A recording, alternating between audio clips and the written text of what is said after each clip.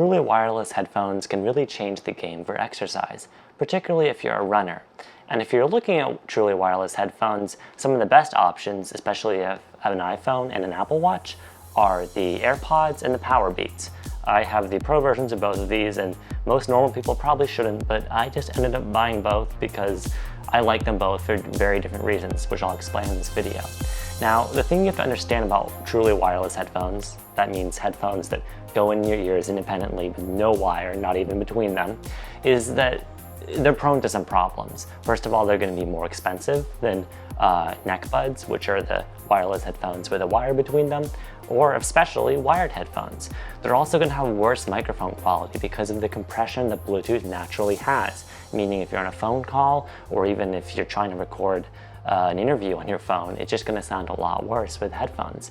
Also, the battery life and durability have serious concerns, and there's always kind of bugginess that can ensue, which I'll talk about in this video. However, when you're running with them, especially if you have an Apple Watch on the Apple side, it's freeing, it's super liberating, because you can leave your phone at home and listen to music, stream podcasts, get your running motivation, your entertainment, or if you're walking, whatever, on your watch to your headphones directly with no wires. It's a very magical experience. I'll just talk about my experience briefly. I run 15 to 20 miles a week when I'm training. To some of you that might sound like a lot, to some of you probably just sounds like nothing, but I just occasionally train for Olympic distance triathlons. What that means is the running part of it is about 6 miles. So I'm not a marathon runner, but I like to think of myself as a runner, definitely. That's why I have both of these. I started out with AirPods, the first AirPods when they came out. Then when the Powerbeats Pro came out, I was really interested because they had offered a lot of advantages, which we'll talk about.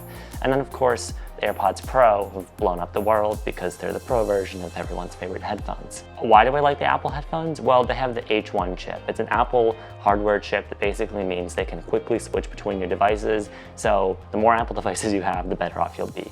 I can make another video talking about wireless headphones in general, but in this video, I'm mainly going to talk about the wireless headphone experience on Apple devices. Now, first, I want to talk about the AirPods Pro. What I like about these is the convenience, especially if you have the normal AirPods. The case size is perfect. Now, even with the AirPods Pro, it's actually not a bad case. I mean, it's pretty small compared to most others in the market, meaning if you're walking around town, these are a great pair of headphones just to have in your pocket. The connectivity is very reliable. This is something Apple got right from version 1, and it's only continued on the AirPod line. And they're not outrageously expensive if you get the non-Pro versions. Now granted, those don't have a lot of features like noise canceling, but compared to some other wireless headphones that get the job done, they're not insane, especially if you can get them bundled in. They're also the standard for wireless headphones. They just won't fail you. And if you have an iPhone, I just think overall these are the best wireless headphones, period.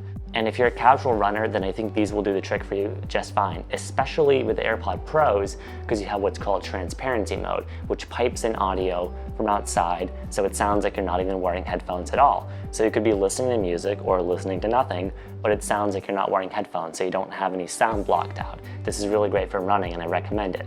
There's also a noise canceling mode, which is great in general, and it has its uses, but for running, I would not recommend that for many safety reasons. What are the downsides of these? Well, if you're a really hardcore runner, like you run ultras, then I think the battery life on the AirPods isn't enough. It's about 5 hours, and that's being generous. Also, they can fall out easily, especially if you have the normal AirPods. The normal AirPods don't have a silicone tip, so if you don't have the right ear shape, they'll just fall out. The AirPods Pro, thankfully, have these adjustable tips. They come with several options in the box that you can stick on, and I think that helps a lot. Also, I just gotta talk about the sound of the AirPods, and other people have talked about this. It's not great. They don't sound bad, but when you're running and you're exercising and all, you want motivational sound, and these are not particularly inspiring. They're not bad, but they're just eh. But like I said, if you can get these bundled with an educational purchase, like buying an iPad or a MacBook for free, I'd recommend that because it's a good offer, good deal. Powerbeats Pro. Now these are complicated. I love and hate these. If you've used previous Powerbeats, these are much better than previous ones because Apple had a much bigger role in designing them compared to Beats, so They really taught them a few good things about making headphones. These are really motivating for workouts. They're satisfying. They have physical controls for volume and for playback, which I love. But they're not for casual users.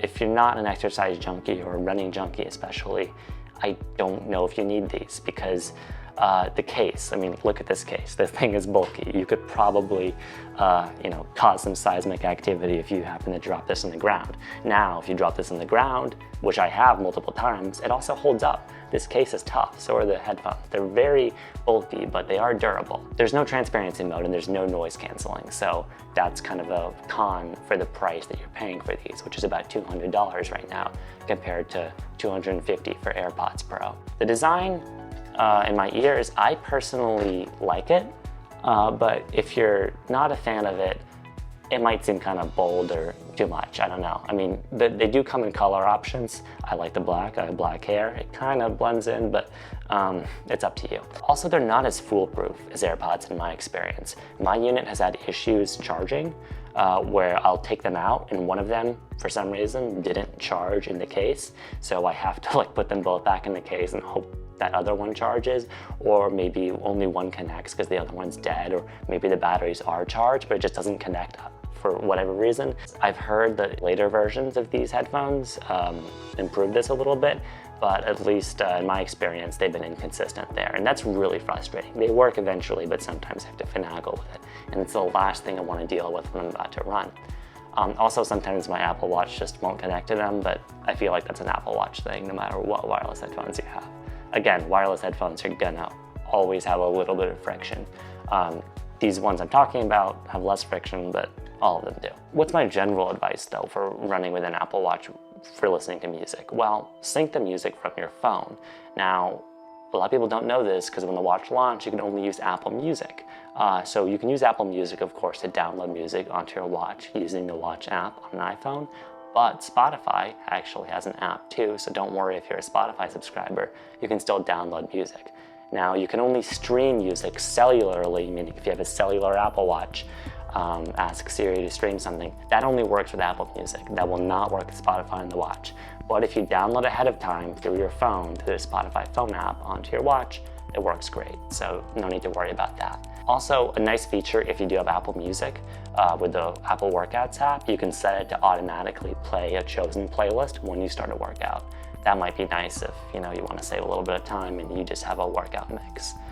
Something else I would recommend for the watch is a podcast app. Now, there is a built-in podcast app on the watch now, which is really nice, but I personally use the podcast app on my phone called Overcast. I think it's a great podcast player, and it has a great watch app where you can control really granularly which podcasts you want to download to your watch and listen to them on your watch without your phone, which is great.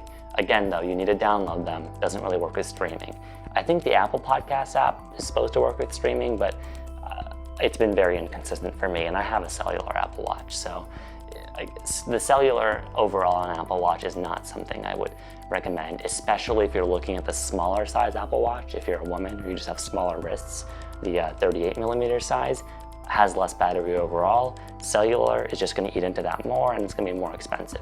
If you're getting the bigger one and you really want it, you're a heavy power user, you want to be able to maybe have a backup phone because you're not going to carry your phone with you for running, then consider it. But like I said, only consider it on the bigger one because it really does eat into the battery, which already is not great. But that's overall just my advice for wireless headphones and Apple Watch.